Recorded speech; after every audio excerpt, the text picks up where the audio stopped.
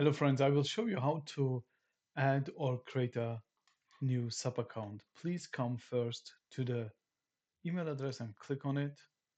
Select settings. Here, please open your accounts tab.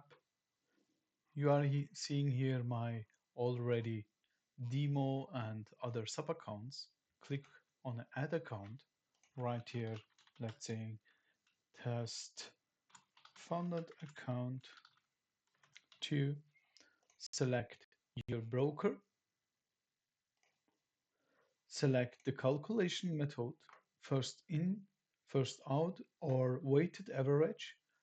For scale in, scale out, it means in a position you are scaling in new orders and building a position, or you are scaling out.